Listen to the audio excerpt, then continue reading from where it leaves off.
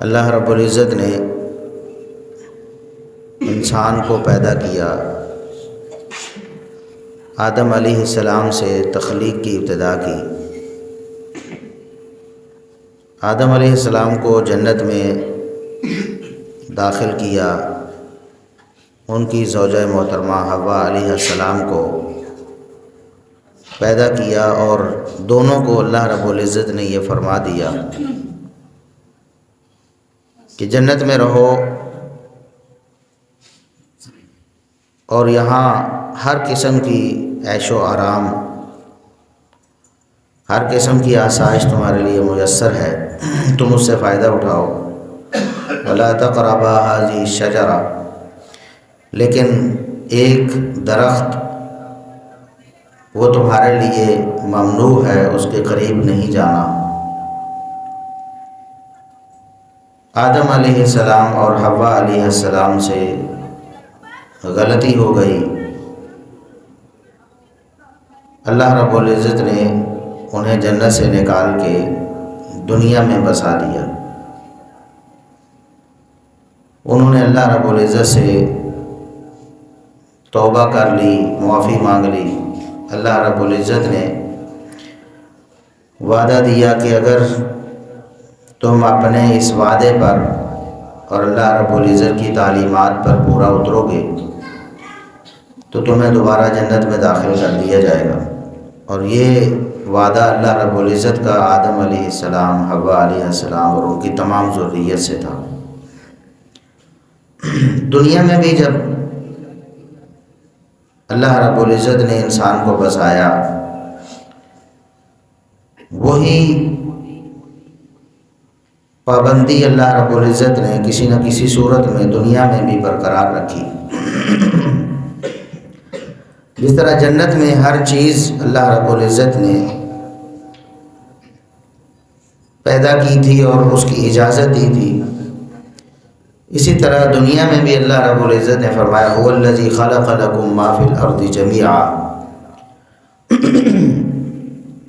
زمین میں جو کچھ بھی ہے اللہ رب العزت نے تمہارے فائدے کے لیے پیدا کیا ہے۔ دنیا میں جو کچھ بھی ہے، ما فی الارض جمیعا، دنیا میں جو کچھ بھی ہے وہ انسانوں کے فائدے کے لیے اور ان کے استعمال کے لیے، اور ان کے لیے حلال اور جائز قرار دیا۔ لیکن جس طرح اللہ رب العزت نے جنت میں پابندی لگائی تھی، ایک درخت، ایک دانہ، ایک پھل، اس کو ممنوع قرار دیا تھا، اسی طرح اللہ رب العزت نے دنیا میں بھی کچھ چیزیں انسانوں کے لیے ممنوع قرار دی ہیں۔ جنت میں بھی بہت ساری چیزیں تھیں، بہت ساری آسائشیں، بہت ساری نعمتیں تھیں، وہ ساری الاؤ تھیں، لیکن ایک چیز ممنوع تھی۔ دنیا میں بھی اللہ رب العزت نے ہزاروں، لاکھوں، کروڑوں، ان گنت بے شمار نعمتیں پیدا کی ہیں۔ وَإِن تَعُدُّوا نِعْمَتَ اللَّهِ لَا تُحْصُوهَا، تم اللہ کی نعمتوں کو اگر شمار کرنا شروع کر دو تو تم ان کو شمار بھی نہیں کر سکتے۔ اور یہ شمار صرف یہ نہیں کہ ایک ایک چیز کو شمار کرنا، ایک ایک قسم کو بھی شمار کرو تو تم پھر بھی شمار نہیں کر سکتے۔ یعنی ان کی اقسام بھی بے شمار ہیں، افراد ان کے وہ تو ہیں ہی بے شمار نا، ان کی اقسام بھی بے شمار ہیں۔ ان میں سے چند ایک چیزیں ہیں جو اللہ رب العزت نے ممنوع قرار دی ہیں، حرام قرار دی ہیں انسانوں کے لیے۔ ہر قسم کا گوشت حلال ہے۔ اللہ رب العزت کی پیدا کردہ جاندار جو جانور ہیں، مویشی ہیں، پانی میں رہنے والے جانور ہیں، خشکی میں رہنے والے جانور ہیں، سارے کے سارے حلال ہیں۔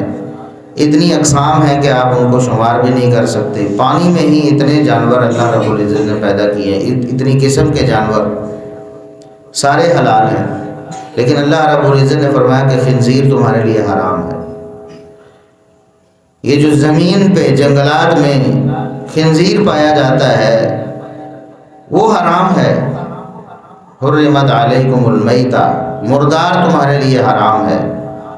ایسا جانور جو ویسے حلال ہے لیکن وہ تبھی موت مر جاتا ہے، اس کو ذبح نہیں کیا جاتا، اللہ کا نام لے کر اس کا خون نہیں بہایا جاتا، وہ حرام ہے۔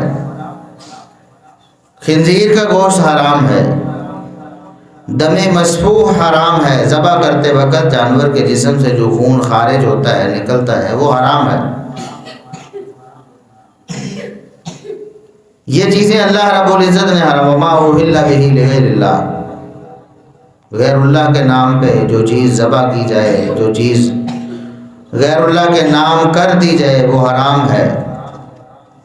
کچھ چیزیں اللہ رب العزت نے حرام کر دی۔ گھریلو گدھے کی حرمت نازل ہو گئی، محمد الرسول اللہ صلی اللہ علیہ وسلم نے غزوہ خیبر کے موقع پہ فرمایا تمہارے لیے گھریلو گدھا حرام ہے۔ تو بہرحال چند قسم کے گوشت اللہ رب العزت نے حرام کیے ہیں، اور ان گنت بے شمار قسم کے گوشت آپ کے لیے حلال ہیں۔ پینے کی چیزیں ہیں، مشروبات ہیں، دنیا میں بے شمار قسم کے مشروبات ہیں، سارے کے سارے حلال ہیں، جائز ہیں، آپ ان کو استعمال کر سکتے ہیں، پی سکتے ہیں۔ شراب کو اللہ رب العزت نے حرام قرار دیا، یہ مشروب تمہارے لیے حرام ہے، اس کو تم پی نہیں سکتے، پابندی لگا دی۔ اسی طرح کاروبار، لین دین کی کچھ صورتیں اللہ رب العزت نے حرام کی۔ کاروبار کی کتنی صورتیں ہیں دنیا میں، آپ ان کو شمار نہیں کر سکتے۔ ایک ایک جو شعبہ ہے اس کے اندر بے شمار قسمیں ہیں کاروبار، بے شمار طریقے ہیں رزق حلال کمانے کے، روزی روٹی کمانے کے، بہت سارے طریقے ہیں، سارے کے سارے جائز اور حلال ہیں، لیکن کچھ طریقے اللہ رب العزت نے حرام قرار دے دیے، جیسا کہ اللہ رب العزت نے سود کو حرام قرار دیا۔ سود کا لین دین قطعی طور پر حرام ہے، بہت بڑا جرم ہے، اور جتنی چیزیں بھی اللہ رب العزت حرام فرماتا ہے انسانوں پر، وہ ان کی خیر و بھلائی کے لیے ہوتی، ان کی حرمت، ان سے دور رہنا، ان سے بچنا انسان کے اپنے فائدے میں ہوتا ہے۔ سود انسانیت کا استحصال ہے، یہ ظلم ہے، اور یہ ظلم کی بدترین صورت ہے۔ اللہ رب العزت نے اس کو حرام قرار دے دیا، پابندی لگا دی، خبردار کوئی مومن اور مسلمان کبھی سودی کاروبار نہیں کر سکتا، نہ سود لے سکتا ہے نہ دے سکتا ہے۔ اور دو ٹوک اعلان فرمایا، یا ایھا الذین آمنوا اتقوا اللہ وذروا ما بقی من الربا ان کنتم مؤمنین، اے ایمان والو اللہ سے ڈر جاؤ، اللہ سے ڈر جاؤ، اور سود کے معاملات جو تم کرتے رہے ہو، جو ہو گئے سو ہو گئے، جو آئندہ والا سود ہے اس کو چھوڑ دو، اب ایک پائی بھی تم نے سود نہ لینا ہے نہ دینا ہے۔ ان کنتم مؤمنین، اگر تم مومن ہو تو تمہارے لیے یہ حکم ہے۔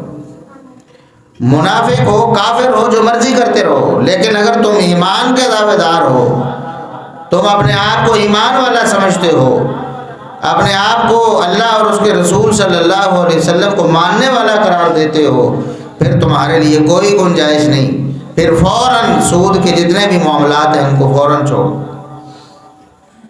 فَإِن لَّمْ تَفْعَلُوا فَأْذَنُوا بِحَرْبٍ مِّنَ اللَّهِ وَرَسُولِهِ، اتنی سخت تنبیہ اللہ رب العزت نے فرمائی ہے، فرمایا کہ اگر تم اس سے باز نہیں آؤ گے، اللہ کی آیات سن لی ہیں، اللہ کا حکم سن لیا ہے کہ سود کو چھوڑ دو، اس کے بعد بھی اگر تم نے سودی لین دین کیا تو پھر اللہ اور اس کے رسول سے جنگ کے لیے تیار ہو۔ یہ اتنا بڑا جرم ہے کہ اللہ اور اس کے رسول سے انسان جو ہے جنگ کرتا ہے، اور اللہ اور اس کے رسول اس کے خلاف جنگ کرتے ہیں۔ اللہ اعلان جنگ فرماتا ہے، رسول اللہ صلی اللہ علیہ وسلم اعلان جنگ فرماتے ہیں کہ سود کا لین دین کسی صورت بھی جائز اور حلال نہیں ہے۔ انسانوں کو سود کے معاملات سے بچنا ہوگا اگر وہ ایماندار ہے۔ اور رسول اللہ صلی اللہ علیہ وسلم نے فرمایا، لعنت فرمائی ہے، فرمایا ایسا شخص اللہ کی رحمت سے دور ہو گیا ہے، اس پر پھٹکار ہے، اس پر لعنت ہے۔ ایسا بدبخت آکل الربا و موکلہ و کاتبہ و شاہدی. صرف سود لینے دینے والا نہیں، سود لینے والا بھی، سود دینے والا بھی، سود کے معاملات کو لکھنے والا بھی. ایسا منشی، ایسا اسٹامپ فروش، ایسا بینکر، کوئی بھی ہو جو سودی معاملات کو لکھتا ہے، ریکارڈ میں لاتا ہے، ایسا شخص بھی اللہ کی لعنت اور پھٹکار کا مستحق ہے. وہ شاہدی، اور گواہ بننے والا بھی، جس نے نہ لیا ہے، نہ دیا ہے، نہ لکھا ہے، صرف گواہ بنا ہے اس معاملے پر. اتنا یہ گھناؤنا جرم ہے اللہ رب العزت کی نظر میں. فرمایا کہ ایسا شخص بھی جو گواہ بنتا ہے سود کے معاملات پر، وہ بھی اللہ کی لعنت کا مستحق. آج ایک مسلمان دوسرے مسلمان پر لعنت بھیجتا ہے تو رسول اللہ صلی اللہ علیہ وسلم نے فرمایا کہ لعن المسلم کا قتل، ایک مسلمان پر لعنت کرنا اس کو قتل کرنے کے مترادف. اور اللہ اور اس کے رسول لعنت فرمائے، اس کی بدبختی کی کیا انتہا ہوگی کہ اللہ فرماتا ہے اس پر لعنت ہے، رسول اللہ صلی اللہ علیہ وسلم فرماتے ہیں لعنت ہے. اور اللہ رب العزت نے یہ وعدہ فرما دیا ہے قرآن کریم میں، یمحق اللہ الربا ویربی الصدقات. اللہ رب العزت اس ملعون فعل کو کرنے والے، لینے دینے والوں، اللہ ان پر ایسی پھٹکار ڈالتا ہے کبھی کامیاب نہیں ہوتے. اللہ اس میں کبھی برکت نہیں رکھتا. سودی لین دین کرنے والے ہمیشہ ساری زندگی پریشان رہتے ہیں، چاہے دیکھنے میں ان کے پاس بڑی پیسے کی ریل پیل ہو، لوگوں کو نظر آتا ہو کہ بڑا کاروبار ہے، لیکن اللہ رب العزت فرماتے ہیں، اللہ فرماتا میں نے وعدہ کر دیا ہے کہ میں سودی لین دین کرنے والوں کو کبھی برکت نصیب نہیں، ان کو کبھی سکون میسر نہیں ہوگا، ان کو کبھی اطمینان حاصل نہیں ہوگا، ان کا دل کبھی مطمئن نہیں ہوگا، ہمیشہ پریشان رہیں گے، پریشان رہ رہ کر اس دنیا سے چلے جائیں گے. دنیا میں بھی اللہ اور اس کے رسول کی لعنت کے مستحق ہوئے، دنیا میں بھی اللہ رب العزت کے مجرم بنے، اور آخرت میں تو ان کے لیے بڑا بدترین عذاب ہے، سخت ترین عذاب ہے.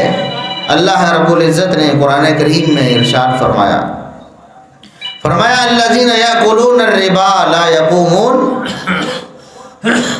جو لوگ سود کھاتے ہیں قیامت کے دن ایسے کھڑے ہوں گے جیسے بدحواس پاگل شخص جس کو کوئی ہوش حواس نہیں ہے، گرتے پڑتے جس طرح خبتی ہوتا ہے، پاگل ہوتا ہے، قیامت کے دن اس طرح اللہ کے دربار میں کھڑے ہوں.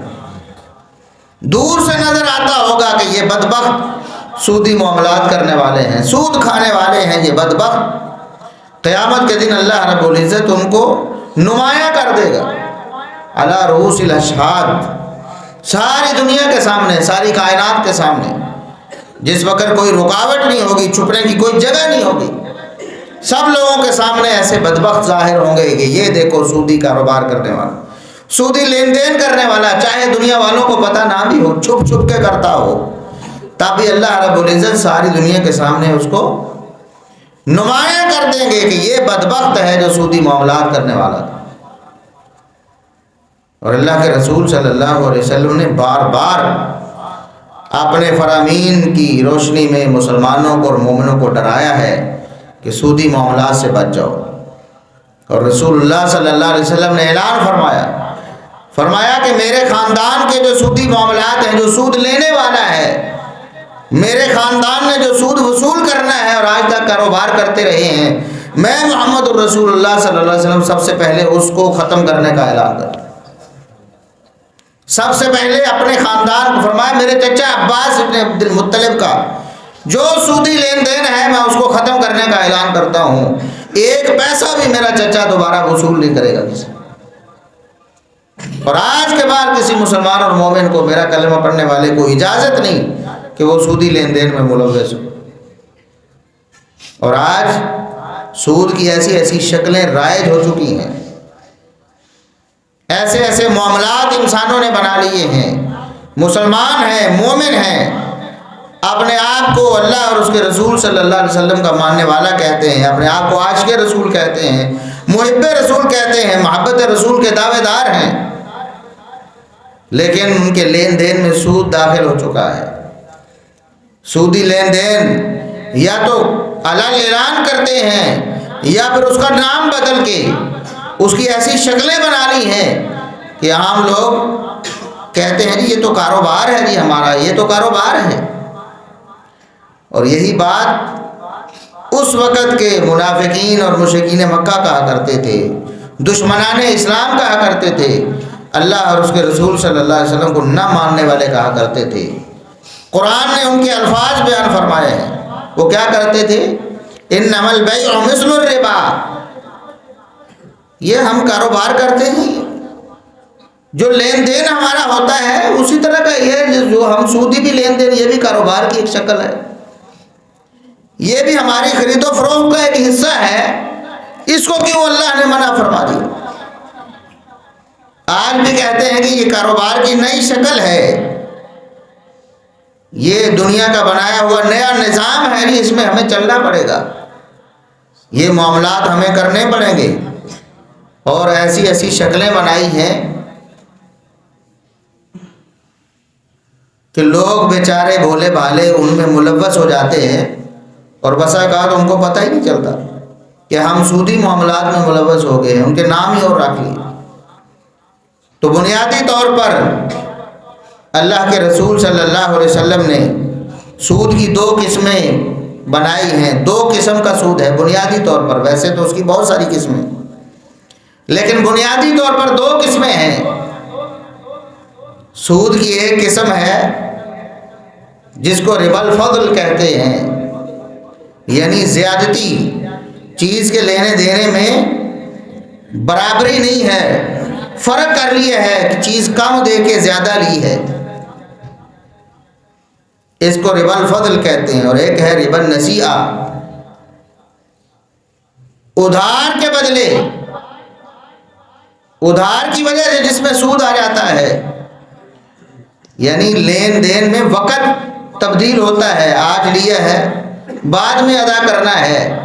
کچھ ایسے معاملات ہیں جن میں ادھار کی وجہ سے سود آ جاتا ہے، اور کچھ ایسے معاملات ہیں جن میں زیادتی، کمی زیادتی کی وجہ سے سود آ جاتا ہے۔ اور یہ دونوں صورتیں آج ہمارے معاشرے میں موجود ہیں اور مختلف ناموں سے موجود ہیں۔ ایک تو سود ہے جس کو سارے لوگ سود سمجھتے ہیں اور کہتے ہیں یہ سود ہے، اگرچہ اس کا بھی نام انٹرسٹ رکھ لیا، کچھ اور رکھ لیا، کہ آپ نے پیسے دیے ہیں، مہینے بعد، 6 مہینے بعد، سال بعد آپ نے واپس لینے ہیں، تو کچھ نہ کچھ بڑھا کے لینا ہے، چاہے 1 پیسہ ہو۔ 1 پیسہ بھی زیادہ لیا ہے کہ میں 1 لاکھ دے رہا ہوں اور 1 لاکھ 1,000 واپس لوں گا، تو یہ سود ہے۔ چاہے 1 لاکھ 1 پیسہ زیادہ لوں گا، یہ بھی سود ہے۔ اب یہ سارے لوگوں کو معلوم ہے کہ یہ سود ہے، لیکن لوگ پھر بھی اس کا لین دین کر رہے ہیں۔ بینکنگ سسٹم ہمارا سارا سود پر مشتمل ہے، اور لوگ اپنے پیسے بینکوں میں رکھوا کے سود حاصل کرتے اس کو کھاتے ہیں، اور بہانہ کہ جی دیکھو میں کاروبار نہیں کر سکتا، میں بازار میں دکان نہیں کھول سکتا، میں سمجھتا نہیں کاروبار کو، تو میرے لیے آسان طریقہ ہے کہ میں نے بینک والوں کو پیسے دے دیے ہیں اور وہ مجھے سالانہ اتنے %۔ اب بینک والوں نے بھی، وہ بھی سیانے ہو گئے کہ علماء اس کے خلاف بولتے ہیں، مسلمان ہیں لوگ، قرآن و حدیث سنتے ہیں، سود سے رکنا ہے، سود سے ڈرتے ہیں، تو انہوں نے اس کا نام ہی چینج کر دیا، اب اسلامک بینکنگ آ گئی، یوں سمجھے کہ اس کا نام اسلامی سود رکھ دیا، نعوذ باللہ ثم نعوذ، جیسے اسلامی شراب، اسلامی سود نام رکھ دیا نا، اسلامک بینکنگ کس کا نام ہے؟ پیچھے سارا میکینزم وہی ہے، سارا نظام وہی ہے، پیچھے اسٹیٹ بینک کے ساتھ لین دین وہی ہے، عالمی طور پر باقی سارا کاروبار کا طریقہ وہی ہے، بس اوپر لیبل اسلامک لگا دیا، اسلامی لیبل لگا کر وہی سارا کاروبار، وہی سود معاشرے میں عام کیا جا رہا ہے۔ آپ دیکھ لیں شاید ہی کوئی بینک رہ گیا ہو جو کہتا ہو کہ ہم سودی کاروبار کرتے ہیں. کوئی ہے؟ کوئی الائٹ بینک دیکھیں، حبیب بینک دیکھیں، سب نے ہی اسلامک بینکنگ شروع کر دی ہے. اب اسلامک بینکنگ کی حقیقت میں وہی سودی معاملہ ہے. پیچھے جب آپ اس کے میکینزم کو دیکھیں گے، جو بینکنگ سسٹم کو سمجھتے ہیں، وہ اعلان یہ بات کہتے ہیں کہ ایک لمحہ بھی سودی سسٹم میں شامل ہوئے بغیر اسلامک بینکنگ نہیں چل سکتی. لیکن لوگوں نے نام بدل لیا ہے. جس طرح رسول اللہ صلی اللہ علیہ وسلم نے فرمایا قیامت کے قریب اسلام کا نام لینے والے، محمد الرسول اللہ صلی اللہ علیہ وسلم کا کلمہ پڑھنے والے شراب پئیں گے لیکن نام بدل دیں گے. شراب کا نام کچھ اور رکھ لیں گے اور سمجھیں گے کہ یہ تو حرام نہیں ہے. اسی طرح سود کی ایسی شکلیں ان کو کاروبار کا، اسلامی کاروبار کا نام دے کر معاشرے میں رائج کر دیا گیا ہے، اور یہ بحث کرتے ہیں، لوگوں کو یہ باور کراتے ہیں کہ ہم تو سودی کاروبار نہیں کرتے، آپ نے کاروبار کرنا ہے، پرافٹ وہی ہے، 10%، 12%، 15% ہم آپ کو دیتے ہیں، آئیں بس آپ اسلام کے نام پہ ہمیں پیسے جمع کروا دیں، ہم اسلامی کاروبار کریں. ایک تو یہ سسٹم ہے سیدھا سود، جس کو سارے لوگ سود سمجھتے ہیں. بڑی بیماری ہمارے مسلمانوں میں، ہمارے معاشرے میں، ہمارے معاشرے کی جڑوں تک سود چلا گیا ہے. ہمارا پورا ملک کا نظام سودی ہے، اور اتنا عرصہ ہو گیا علماء کی کوششوں سے باقاعدہ طور پر اسلامی نظریاتی کونسل نے پورے ملک سے سود کو ختم کرنے کی سفارش، اور پھر سپریم کورٹ سے اس کیس کو داخل کیا گیا. لیکن کچھ سیاستدانوں نے اور کچھ بینکوں نے مل کر وہ جو فیصلہ ہونا تھا سپریم کورٹ کا، اس کے آگے رکاوٹ ڈال دی، اسٹے لے لیا، اس کو روک دیا جائے، کیونکہ ہم سود کے بغیر چل نہیں سکتے. بڑی مجبوری ہے جی، ہم تو مر رہے ہیں، ہمیں تھوڑی سی مہلت دی جائے تاکہ ہم اس سودی کاروبار سے نکلنے کا کوئی طریقہ بنا لیں. اور وہ پھر کتنے سال، کتنے عشرے، کتنی دہائیاں گزر گئی، وہ معاملہ اسی طرح پڑا ہوا ہے. سیاستدان آتے ہیں، آپ سے جھوٹے وعدے کرتے ہیں، تقریباً ہر حکومت وعدہ کرے گی ہم جی سودی سسٹم کو ختم کر رہے ہیں. کبھی کوئی ریاست مدینہ بنا رہا ہے، یہ نئی حکومت آئی، انہوں نے کہا، پی ڈی ایم والوں نے کہا کہ ہم بھی سود کو ختم کرنے لگے ہیں. اور ابھی دیکھ لیں پرسوں بھی اسحاق ڈار صاحب کا بیان آیا ہوا تھا کہ ہم بہت جلد سود کو ختم کرنے والے ہیں. آپ بھی یہاں ہیں، ہم بھی یہاں ہیں، آپ دیکھیں کہ سود کو کب ختم کرتے ہیں. اللہ اور اس کے رسول سے جنگ کا قانون ہمارے ملک پہ مسلط ہے، اور دنیا میں مغرب جو کافر ملک ہیں، کفار ہیں، بدترین دشمن ہیں اللہ اور اس کے رسول کے، لیکن انہوں نے سمجھ لیا ہے کہ اللہ اور اس کے رسول صلی اللہ علیہ وسلم کا دیا ہوا نظام معیشت اصل ہے، اس میں کامیابی ہے. آپ دیکھیں گے کہ کہیں بالکل کم شرح سود ہے اور کئی ملکوں میں بالکل 0%. انہوں نے سود کو ختم کیا ہوا ہے، اور آج ترقی کی راہ پہ گامزن ہے. آج وہ ترقی یافتہ ممالک کہلاتے ہیں. آپ ان ملکوں میں جا کے دیکھیں یا ان کے حالات معلوم کریں. آپ کا کیا خیال ہے یورپ میں ہماری طرح سودی شرح ہے؟ نہ ہونے کے برابر، اور کئی جگہ بالکل صفر ہے. کیوں؟ وہ پاگل ہیں کیا؟ وہ سمجھتے نہیں ہیں معیشت کے نظام کو؟ جنہوں نے آپ کی معیشت خراب کی ہے، جنہوں نے دنیا کی معیشت خراب کی ہے، کیا وہ خود معیشت کو سمجھتے نہیں ہیں؟ انہوں نے سمجھ لیا ہے اس بات کو کہ اللہ اور اس کے رسول صلی اللہ علیہ وسلم کا یہ جو بتایا ہوا طریقہ ہے، اس میں کامیابی ہے، اور انہوں نے کافر ہوتے ہوئے اس کو اپنا لیا. جس طرح دیگر اسلامی اصول انہوں نے اپنائے ہیں، قرآن کی تفسیر پڑھ کر، قرآن کو پڑھ کر، اللہ کے رسول صلی اللہ علیہ وسلم کے فرامین کو پڑھ کر انہوں نے اپنے کاروبار کے طریقے منتخب کیے ہیں، انہوں نے اپنے قوانین مرتب کیے ہیں. اسی طرح سود کے حوالے سے بھی انہوں نے سمجھ لیا ہے کہ اس میں کامیابی نہیں ہے، اس میں ناکامی ہی ناکامی ہے. لیکن افسوس ہے کہ مسلمان اس بات کو سمجھ نہیں پائے. آج ہمارا سارا سسٹم سودی ہے، اور ہم اس میں بغیر کسی پریشانی کے بغیر کسی الجھن کے ہم رہ رہے ہیں۔ اور پھر افسوس کی بات تو یہ ہے کہ ایک وہ معاملہ ہے جو ہمارے بس سے باہر ہے، جہاں ہم صرف بول سکتے ہیں، صرف لکھ سکتے ہیں، صرف لوگوں کو جھنجھوڑ سکتے ہیں، بتا سکتے ہیں یہ ہمارا نظام ہے، یہ ہمارا سلسلہ ہے، ہم بے بس ہیں، اس کے خلاف آواز اٹھائیں، کوشش کریں۔ ایک وہ معاملہ اور ایک وہ ہے جو ہمارے بس میں ہے، لیکن اس میں بھی ہم سودی معاملات میں ملوث ہو چکے ہیں۔ ایسی ایسی شکلیں ہیں، صورتیں ہیں، گاڑی ہے تو اس کی انشورنس کروانی ہے، پکا سودی معاملہ ہے، اس میں جوا بھی ہے، سود بھی ہے۔ انشورنس میں ہیلتھ انشورنس ہے، لائف انشورنس ہے، کسی قسم کی بھی انشورنس ہے، بیمہ پالیسی ہے، وہ سود اور جوے پر مشتمل ہے۔ لیکن آج ہمارے معاشرے میں عام ہے، پھیلی ہوئی ہے جی، ہم اپنے بچوں کا مستقبل محفوظ بنانے لگے ہیں۔ میں اگر مر جاؤں گا تو میرے بچے کیا کریں گے، کہاں سے کھائیں گے، ان کی تعلیم کا بندوبست کیسے ہوگا؟ یعنی اس نے اپنا رازق خود اپنے آپ کو یا اپنے بینکنگ سسٹم کو بنا لیا ہے، بیمہ پالیسی کو اس نے سمجھا ہے کہ یہ رزق دے گی میرے بچوں کو۔ اس کو یہ یاد نہیں کہ اللہ رب العزت کسی کو تباہ کرنے پہ آئے، کسی کو برباد کرنے پہ آئے تو دنیا کی کوئی تدبیر اس کا ساتھ نہیں دے سکتی، اور اللہ رب العزت کسی کو کامیاب کرنے پہ آئے اور کسی کی حفاظت کر رہے اللہ رب العزت تو دنیا کی کوئی طاقت اس کا نقصان نہیں کر سکتی۔ آپ کو یاد ہے سورہ کہف میں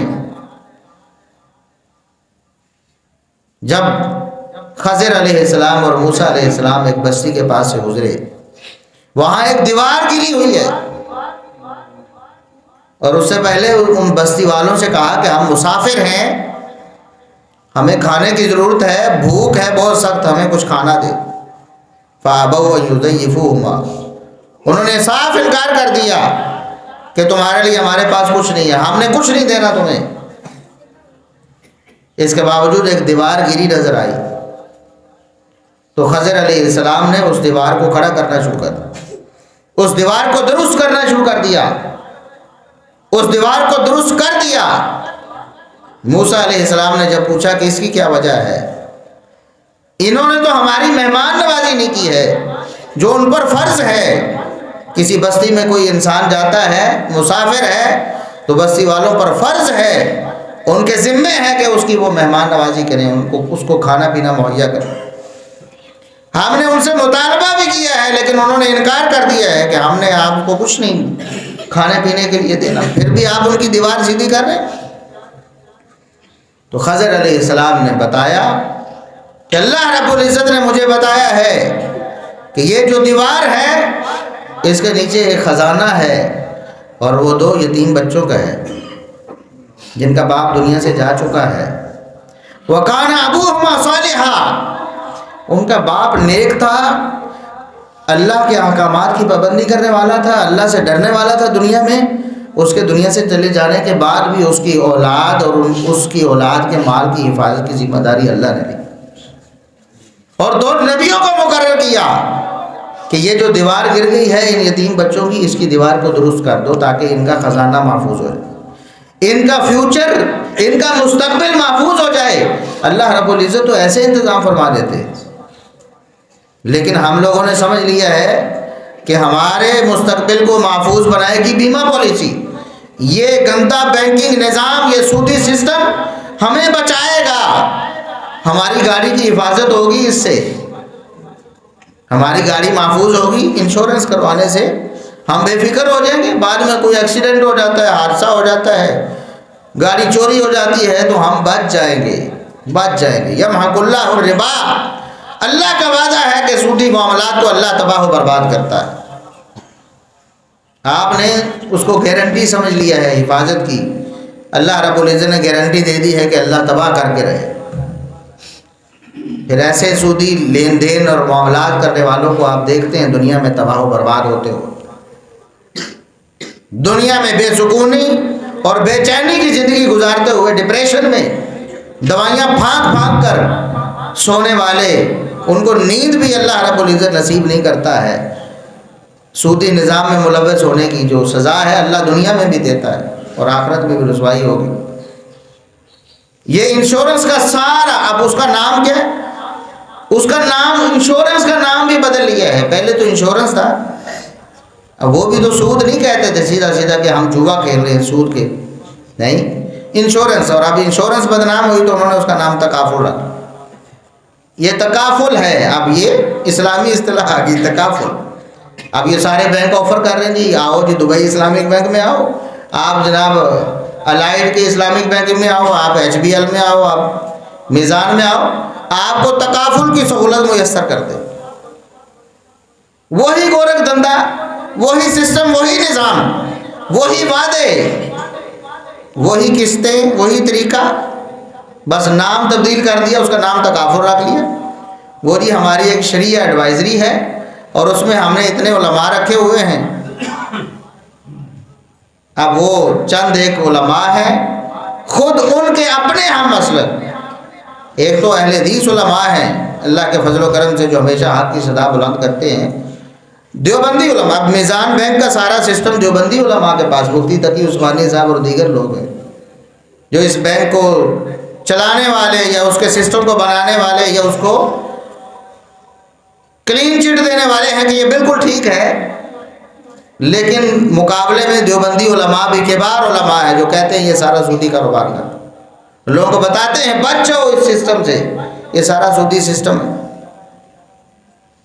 تو بینکنگ سسٹم، اب اس میں آپ صرف کرنٹ اکاؤنٹ کھول سکتے ہیں، کرنٹ اکاؤنٹ، کہ آپ پیسہ دیا آپ نے تو بینک نے ہتھیلی پہ رکھ لیا ہے، آپ اسی وقت باہر اندر جمع کرواتے ہیں، باہر اے ٹی ایم سے نکلوا لیں۔ مجبوری میں جب آپ دیکھتے ہیں کہ اس کے بغیر کوئی چارہ نہیں، لین دین ہم نے کرنا ہے اور وہ سارا بینکنگ کے تھرو ہو گیا ہے، تو کرنٹ اکاؤنٹ کھلوائیں، جتنی ضرورت ہے اتنا جمع کروا کے آگے جو لین دین کرنا ہے کر لیں۔ اس کے علاوہ باقی کوئی اکاؤنٹ آپ کھولیں گے، کھلوائیں گے، سود اس میں انوالو ہو جائے گا، سودی سسٹم میں آپ شامل ہو جائیں گے، سود کے لین دین میں ملوث ہو جائیں گے۔ کرنٹ اکاؤنٹ کھلوائیں، آپ کو کچھ دینا بھی پڑے گا، سالانہ فیس ہوتی ہے، اب دیں۔ آپ نے ان کے پاس پیسے رکھوائے ہیں، وہ آپ کے پیسے کی حفاظت کرتے ہیں یا اس کو ٹرانسفر کرتے ہیں، دوسروں تک منتقل کرتے ہیں، لین دین میں سہولت دیتے ہیں، وہ اپنے پیسے لے لیں، 5,000 لیتے ہیں، 10,000 لیتے ہیں، اس سے زیادہ لیتے ہیں، کم لیتے ہیں، ان کی مرضی ہے۔ آپ کرنٹ اکاؤنٹ اپنی ضرورت کے مطابق کھول سکتے ہیں۔ اس کے علاوہ جتنے بھی اکاؤنٹس ہیں سب میں سود موجود ہے، اور سب اسی عالمی سودی سسٹم کے ساتھ منسلک ہیں جو اس دنیا کو تباہ کرنے کے درپے ہے۔ اب یہ تو بینکنگ سسٹم ہو گیا، اس کے علاوہ ہمارے عام لین دین میں بہت سارے سودی معاملات، یوں سمجھ لیں کہ ہم تو گویا گھٹنوں بلکہ پورے گردن تک، بلکہ کئی تو ڈوبے ہوئے ہیں، سود کے اندر ڈبکیاں مار رہے، لین دین کے اتنے معاملات بنا لیے۔ اب یہ ہمارے ہاں عام چلتا ہے جی، یہ مکان گروی رکھ دو جی، گروی رکھ دو، گروی کی صورت، اب نام اس کو گروی کا کر رہن کا نام دیا ہے، جو ایک خالص اسلامی اصطلاح ہے اور جائز ہے۔ میں نے پہلے بتایا نا، لیبل اسلامی لگا لو، اندر کھاتے سارا سودی کاروبار کرو، اسلام کے نام پر دوہرا جرم ہے، ایک اللہ اور اس کے رسول سے جنگ کر رہے ہیں، دوسرا اسلام کے نام پر، اس کو نام بھی اسلام کا دے دیا۔ رہن ایک گروی جس کو ہم کہتے ہیں کہ اسلامی اصطلاح ہے، جس کو اسلام نے جائز رکھا ہے، احادیث میں اس کا تذکرہ ملتا ہے کہ رہن جائز ہے۔ اللہ کے رسول صلی اللہ علیہ وسلم بھی رہن کا لین دین کرتے تھے، معاملات کرتے تھے، صحابہ بھی کرتے تھے۔ اب رہن کا نام لے کے سودی معاملات کو رواج دے دیا۔ اب کہتے ہیں جی ہم نے گروی رکھا ہے مکان، گروی کیسے رکھا جی؟ 10 لاکھ روپیہ دیا ہے، جب تک ہمارا 10 لاکھ روپیہ ان کے پاس ہے، ان کا مکان ہمارے پاس، ہم ان کا مکان استعمال کریں گے، وہ ہمارا مال استعمال کریں گے۔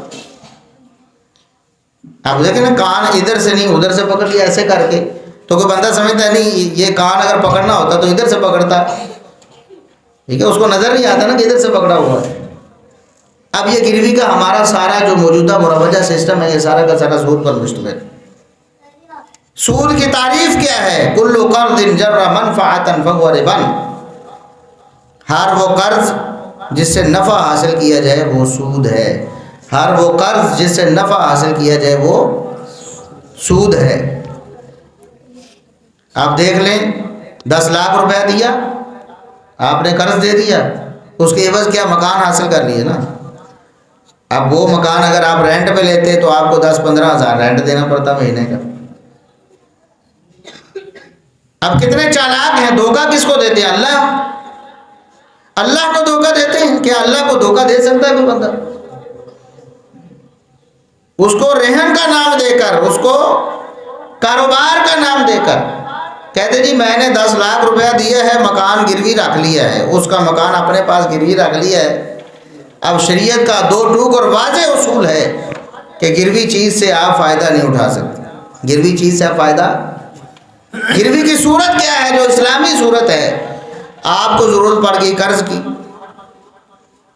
آپ کو پیسے کی ضرورت پڑ گئی، انتہائی مجبوری ہے اور آپ کے پاس پیسہ نہیں، آپ کسی کے پاس جاتے ہیں کہ بھائی مجھے کچھ عرصے کے لیے قرض دے دو۔ وہ سمجھتا ہے کہ پتہ نہیں یہ بندہ اتنا قابل اعتماد نہیں ہے، مجھے قرض واپس کرے گا کہ نہیں۔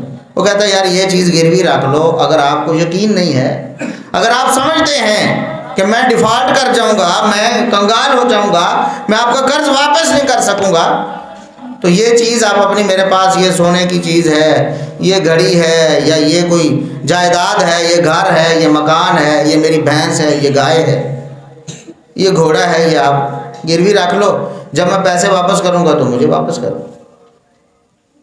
اتنا تو جائز ہے۔ لیکن اگر وہ شخص اس مکان سے فائدہ حاصل کرنے لگ جائے یا اس جانور سے فائدہ حاصل کرنے لگے تو اللہ کے رسول صلی اللہ علیہ وسلم فرماتے ہیں سود ہے۔ گروی رکھنے میں، جس کے پاس گروی رکھا جا رہا ہے اس کے لیے جائز نہیں ہے کہ وہ گروی چیز سے فائدہ اٹھائے۔ اب وہ گروی کی 2 صورتیں ہوں گی، جو چیز رکھی گئی ہے اس کی 2 قسمیں ہوں گی۔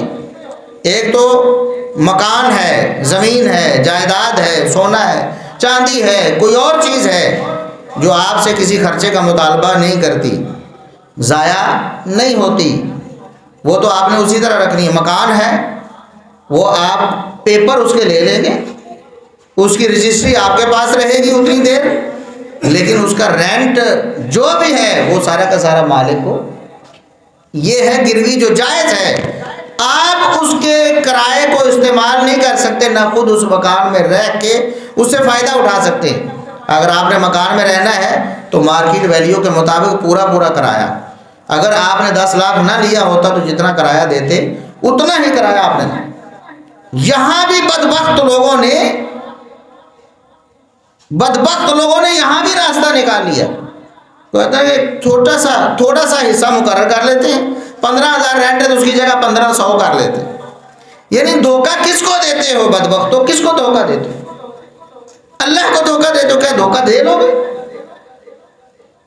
بھئی آپ نے سودی کاروبار لین دین کیا ہے، لیکن اس میں کہتے ہیں جی 15,000 کی بجائے 1500 رکھ لو۔ بھی 15,000 میں سے 1500 آپ نے دیا ہے، باقی جو 13,500 ہے وہ آپ نے کس عوض رکھا ہے، کس وجہ سے لیا ہے؟ وہی 10 لاکھ کے عوض لیا ہے، اس کو سود کہتے ہیں۔ تو یہ ہمارے ہاں لین دین پگڑی کی صورت، پگڑی جسے کہتے ہیں، آپ نے کوئی دکان لینی ہے بازار میں تو آپ پگڑی ادا کرتے ہیں۔ اب اس کو زر ضمانت کہتے ہیں، زر ضمانت، اردو میں اس کو پگڑی کہہ دیتے ہیں۔ اب یہ بھی اسلامی اصطلاح ہے، زر ضمانت بھی اسلامی اصطلاح اور جائز ہے، اس کا بھی بالکل سودی استعمال، اس میں بھی سود نکالا ہے۔ زر ضمانت وہی بات جو گروی میں جس طرح ہوتی، آپ نے مکان دیا ہے، آپ نے دکان دی ہے، آپ کو خطرہ ہے یہ کہ دکان اور مکان کو خراب کرے گا، آپ نے کہا بھی زر ضمانت میرے پاس رکھوا دو تاکہ کل کو تم کوئی خرابی کرو تو میں اپنا نقصان اس سے پورا کر لوں۔ آپ کرائے پہ کوئی مکان لیتے ہیں، کرائے پہ دکان لیتے ہیں، اس کو ایڈوانس کے نام سے یا پگڑی کے نام سے وہ کہتے ہیں جی آپ 2 کرائے 3 کرائے یا 50,000 یا لاکھ روپے یا لم سم کوئی طے کر لیا جاتا ہے، یا ماہانہ کرائے، اتنے کرائے جو ہیں میرے پاس سیو ہونے چاہیے۔ اچھی بات، یہاں تک تو جائز ہے، لیکن ہوتا کیا ہے، وہ لاکھ روپے اور بازاروں میں تو وہ 10-10 لاکھ 20-20 لاکھ، جتنی مہنگی دکان ہو، جتنا بڑا کاروبار ہو، اس میں جتنا وہ مین بازار میں ہو اتنی پگڑی زیادہ ہوتی ہے. اور اس پگڑی کو لینے کا مقصد کیا ہوتا ہے؟ اب دکان اور زمین تو اٹھا کے کسی نے نہیں لے جانی نا، اوپر وہ ملبہ ہی ہے نا، اینٹیں ہیں یا لینٹر ہے، وہ کتنا کو ہوگا؟ وہ 5 لاکھ کا بھی نہیں ہوگا. اور 20 لاکھ پگڑی لی ہوئی ہے. کیوں لی ہے؟ وہ 20 لاکھ اپنے کاروبار میں استعمال کر کہ جب تم دکان چھوڑو گے، مکان چھوڑو گے تو تم اسے واپس لے. کل قرض جر منفعۃ فهو ربا. اس نے پیسے دیے ہیں اور ان پیسوں سے اس نے فائدہ اٹھایا ہے. دیا کیا؟ اس کو دکان دی ہے. زر ضمانت کو بھی سود کے لیے استعمال کر لیا. کسی کے لیے حلال اور جائز نہیں، دینے والے کے لیے جائز ہے زر ضمانت کہ بطور ضمانت وہ کچھ چیز، کوئی پیسے اس کے پاس رکھوا دے. لیکن ان پیسوں کو استعمال کرنے والا سود کھاتا ہے. اللہ اور اس کے رسول صلی اللہ علیہ وسلم کے ہاں مجرم قرار پاتا ہے. ان پیسوں کو اپنے لیے استعمال نہیں کر سکتے. پیسے لیں، آپ کو اعتماد نہیں ہے، آپ ضمانت رکھنا چاہتے ہیں، ضمانت اٹھائیں اور لاک میں رکھ دیں، اس کو لاکر میں رکھ دیں، اپنے گھر میں رکھ دیں. اس کو آپ استعمال نہیں کر سکتے. استعمال کریں گے تو سود کھائیں. ہمارے ہاں عام رائج. سونے چاندی کے لین دین میں اللہ کے رسول صلی اللہ علیہ وسلم نے 2 ٹوک اعلان فرمایا. 6 قسم کی چیزیں ایسی ہیں کہ جن کے لین دین میں برابری فرض ہے، ان کی مقدار برابر ہوگی اور نقد و نقد ہوگی. ان میں ادھار بھی جائز، اگر ان میں کمی بیشی ہوگی تب بھی سود ہے، اگر ان میں ادھار ہو گیا تب بھی سود ہے، چاہے برابر برابر. فرمایا الذهب بالذهب. سونے کے بدلے میں سونے کا لین دین کرنا ہو تو برابر برابر، نقد و نقد، سواء بسواء یدم بید مثلا بمثل، برابر برابر، ایک رتی کا بھی فرق نہیں. آپ نہیں کہہ سکتے یہ سونا تو بنا ہوا ہے اور یہ ڈلی ہے، تو میں جو 1 تولہ بنا ہوا دے رہا ہوں اور ایک ڈلی جو ہے وہ آپ مجھے وہ خام صورت میں دے رہے ہیں، تو میں تو اتنا زیادہ لوں گا، میں 1.25 تولہ لوں گا اور 1 تولہ آپ کو بنا ہوا دوں گا. نہیں، جائز نہیں. سونے کا لین دین برابر برابر، چاندی کا لین دین برابر برابر، اس میں کوئی کمی بیشی جائز نہیں ہے. ہاں اگر کسی نے کرنا ہے، آپ کسی نے بنوانا ہے سونا یا بنا ہوا لینا ہے، الگ سے خریدے گا، اپنا سونا بیچ دے گا. مثال کے طور پر اس کے پاس 1 تولہ ہے، اب 2,12,000 10,000 2 لاکھ جتنی بھی ہو، 2 لاکھ کا بیچ دیا، کیش لے لیا. اس کے بعد اگلے سونے کا الگ سودا کرے گا کہ یہ بنا ہوا سونا ہے. 1 تولہ وہ کہتا ہے میں 2.5 لاکھ میں دوں گا، اتنی محنت ہوئی ہے اس پہ، اتنے ہم نے پھول بوٹے بنائے، اتنی مشینوں سے گزارا ہے، ٹھیک ہے 2.5 لاکھ لے لو.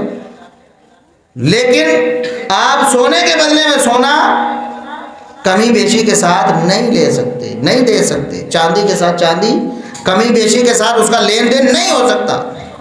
اسی طرح ادھار بھی نہیں ہو سکتا. سونے چاندی کی خرید و فروخت میں ادھار نہیں ہو سکتا. برابر برابر اور نقد و نقد، فوراً 1 ہاتھ لینا ہے اور 1 ہاتھ دینا ہے، بس اس میں ادھار جائے. اسی طرح گندم، اسی طرح جو، اسی طرح کھجور اور اسی طرح نمک. یہ 6 چیزیں شریعت نے بتا دی ہیں. سونا، چاندی، گندم، جو، کھجور اور نمک، 6 چیزیں ہیں. ان کا لین دین کرنا ہو تو برابر برابر اور نقد و نقد. نہ ادھار کر سکتے ہیں چاہے برابر ہی ہو، کیا 1 تولہ آج لے لو اور کل مجھے دے دینا، نہیں. اسی وقت کھڑے ہوئے 1 ہاتھ دینا 1 ہاتھ لینا، یہ جائز، اور برابر برابر لینا دینا. اللہ کے رسول صلی اللہ علیہ وسلم نے اپنے عامل کو بھیجا زکوٰۃ اکٹھی کرنے والے کو کہ جاؤ زکوٰۃ لے کر آؤ. خیبر کی زکوٰۃ، وہاں کھجوریں بہت ہیں، بہت اقسام کی کھجوریں ہیں، بہت قسمیں ہیں کھجوروں کی. عامل جب لے کے آیا تو عمدہ کھجوریں، ساری کی ساری عمدہ کھجوریں. فرمایا کلو تمر خیبر ہاکذا، میرے صحابی کے خیبر کی ساری کھجوریں ایسی ہیں؟ مطلب ایک ہی قسم کی عمدہ ترین کھجوریں ہیں؟ کیا نچلی کوالٹی کی کھجور کوئی نہیں تھی وہاں؟ ظاہر ہے جو آپ نے کھجوریں ہیں جو کم کوالٹی کی ہیں ان میں زکوٰۃ بھی وہی لینی ہے نا. اب اجوا کھجوریں ہیں تو اجوا کھجوروں کی زکوٰۃ بھی اجوا کھجوروں سے ہوگی. مبروم ہے تو ان کی زکوٰۃ بھی مبروم سے ہوگی. ایرانی ہے تو ان کی زکوٰۃ بھی ایرانی کھجوروں سے ہوگی. تو کیا خیبر کی ساری کھجوریں ایک ہی جیسی ہیں کہ آپ تو ساری جنیب کھجوریں لے کے آؤ, یعنی عمدہ ترین لے کے آؤ؟ صحابی نے عرض کیا اللہ کے رسول نہیں, کھجوریں تو مختلف قسم کی تھیں. تو میں نے ایسا کیا, میں نے کہا کہ چلو بھئی کھجوریں میرے پاس وزن تھوڑا کم ہو جائے گا. اب جو ردی کھجوریں ہوتی ہیں یا کم کوالٹی کی کھجوریں ہوتی ہیں وہ زیادہ تھیں میرے پاس. تو میں نے کہا کہ 2 کلو لے کے 1 کلو مجھے دے دو. تو میں نے اس طرح کر کے تھوڑی کھجوریں اور ساری عمدہ لے کر آ گیا. اللہ کے رسول صلی اللہ علیہ وسلم نے فرمایا آئندہ میرے صحابی ایسے نہیں کرتے. ایسا کرو گے تو سود میں ملوث ہو جاؤ گے. کرنا کیا ہے, آپ نے ساری عمدہ کھجوریں لینی ہیں, لے سکتے ہو, لیکن کیسے؟ جب آپ نے کھجوریں لے لی, آپ کے پاس کم کوالٹی کی 10 کلو کھجوریں ہیں, آپ نے اعلیٰ کوالٹی کی 5 کلو لینی ہے. آپ 10 کلو کو درہم یا چاندی یا سونا یا پیسے کے عوض ان کو بیچیں گے. پیسے اپنے ہاتھ میں لے کر ان پیسوں سے آپ دوسری اعلیٰ کھجوریں خرید لیں گے. یہ نظام اللہ کے رسول صلی اللہ علیہ وسلم نے دیا اور اسی میں خیر ہے. آج ہمارے سونے چاندی کی لینے دینے کے یہ جو سوناروں کے بہت سارے معاملات ہیں وہ سود پر مشتمل ہیں. وہ اللہ کے رسول صلی اللہ علیہ وسلم کے بتائے ہوئے طریقوں کے خلاف ہیں. بہت سارے اور معاملات ہیں ہمارے جو ہم روزمرہ معاملات میں ہم اس کو سود سمجھتے ہی نہیں, اور اس طرح سود میں ملوث ہو چکے ہیں. حالانکہ اللہ اور اس کے رسول صلی اللہ علیہ وسلم کے خلاف اعلان جنگ ہے, اور اللہ اور اس کے رسول صلی اللہ علیہ وسلم کا سودی لوگوں کے خلاف اعلان جنگ. تو اللہ رب العزت سے دعا ہے کہ اللہ رب العزت ہمیں ہر قسم کے سود سے محفوظ فرمائے. چاہے اس کو ہم سود کا نام دیتے ہیں یا اس کا نام بدل کر اس کا کوئی اسلامی نام رکھ لیتے ہیں. بچ جائیں ان بینکوں سے, بچ جائیں ان اداروں سے, بچ جائیں یہ بیمہ پالیسیوں سے, یہ ہیلتھ انشورنس سے. اور آج دیکھیں, میں آخری بات کرتا ہوں, ہمارے ہاں سود اتنا رائج ہو چکا ہے. یہ ہمارے موبائل میں میسج آتا ہے, فون کال آتی ہے, ہیلو جی سر ہم آپ کو بہت سستی ہیلتھ انشورنس آفر کر رہے ہیں, ہماری کمپنی ٹیلی نار کی طرف سے یا جائز کی طرف سے یہ سہولت آپ کو دی جا رہی ہے. روزانہ 1 روپیہ آپ سے لیا جائے گا بس, اور آپ کو اگر کوئی ہسپتال جانا پڑتا ہے تو ہم آپ کو اتنے لاکھ تک آپریشن کی سہولت مفت دیں گے, اور اتنے ہزار تک روزانہ کا خرچہ بھی دیں گے, اور یہ کریں گے وہ کریں گے. یہ کیا ہے؟ وہی سودی اور جوے کا نظام ہے. سود اور جوے کا نظام وہی انشورنس. اب انہوں نے اس نام سے, اب موبائل میں آپ لون لے لیں گے, پہلے 3 روپے کا ہوتا تھا, پھر 10 کا ہو گیا, اب 30 کا, پتہ نہیں اب اس سے بھی زیادہ دیتے. اب آپ منگوا لیں, فوراً بٹن دبائیں, آپ کے موبائل میں آ جائے. جب آپ واپس کریں گے تو آپ 2.5 روپے 3 روپے 5 روپے زیادہ واپس کریں گے. سود ملوث کر دیا ہر مسلمان کو, سود میں ملوث کر دیا. اچھا جی, اب اور کیا بیماری, تھوڑی بیماریاں تھیں, اب نیا سسٹم آ گیا. وہ تو سوچتے رہتے ہیں, کافر نظام دیتے ہیں مسلمانوں کو بھی کہ آ جاؤ اس نظام میں, بڑا خوشنما ہے. آپ کو جی اپنے جائز کیش میں ایزی پیسہ میں پیسے رکھنے پر اتنے منٹ فری دیے جاتے. یہ کیا ہے؟ سود ہے بھائی, سود ہے. آپ نے اپنے اکاؤنٹ میں پیسے رکھے ہیں, یعنی ان کے پاس رکھے ہیں نا, انہوں نے استعمال کیے ہیں, اور اس استعمال کے عوض آپ کو لگا بندہ طے شدہ طریقے کے مطابق دے دیا ہے. یہ وہی ہے, آپ نے لاکھ روپے رکھ کے 1.25 لاکھ لے لیا بعد میں.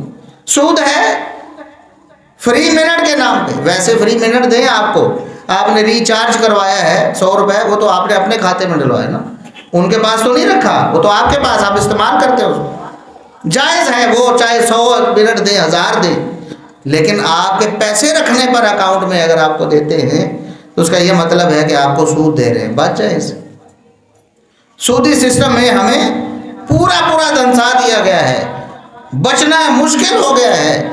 لیکن جہاں تک آپ کی استطاعت ہے آپ بچ جائیں. یہ اللہ اور اس کے رسول سے جنگ ہے, یہ دنیا کی رسوائی ہے, یہ آخرت کی رسوائی ہے. اللہ رب العزت ہمیں سود کی تمام شکلوں سے اپنے آپ کو بچانے کی توفیق عطا فرمائے. وآخر دعوانا الحمدللہ رب العالمین.